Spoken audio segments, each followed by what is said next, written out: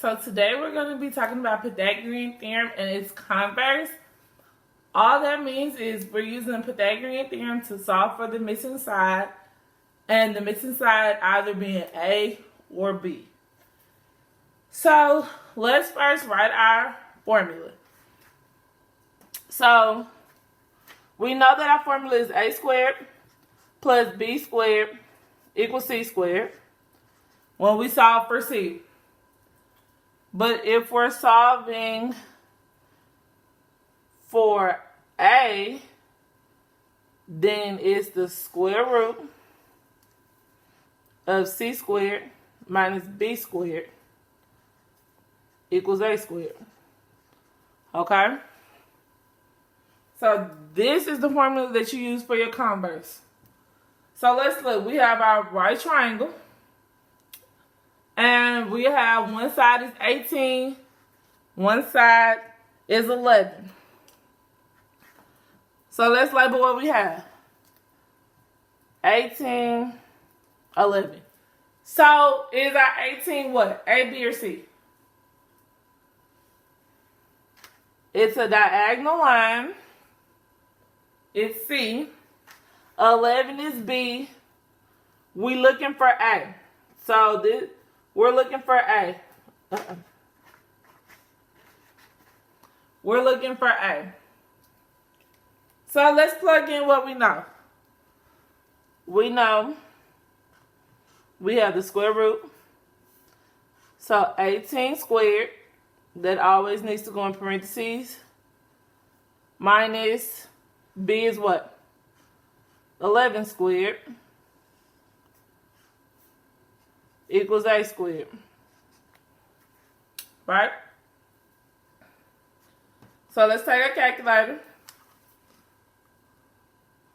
Remember, second x squared, to get your square root sign, open parentheses, 18 squared, close it, because whenever you open, you have to close, minus, open parentheses, 11 squared, close it, equals what?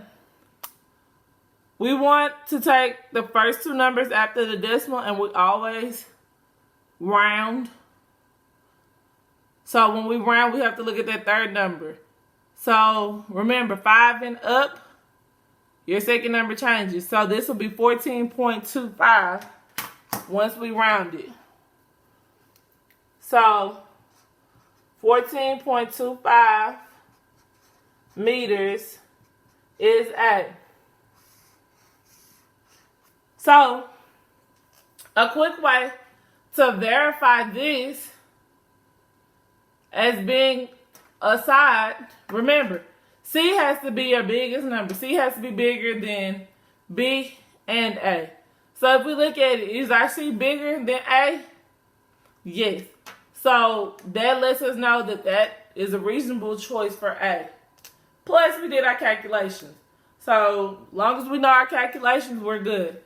So let's look at one example problem.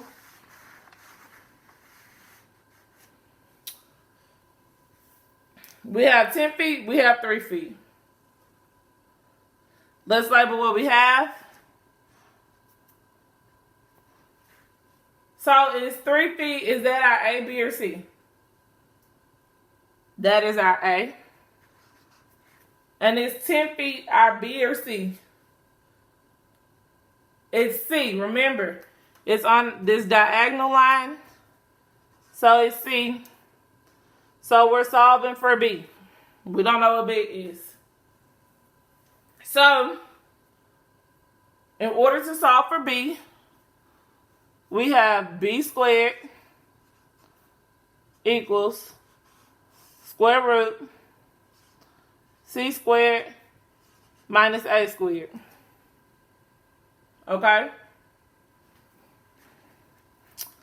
So, B squared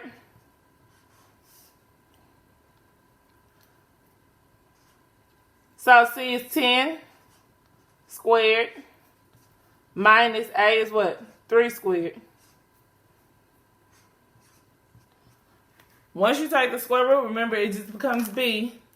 So we go in our calculator. Second, x squared.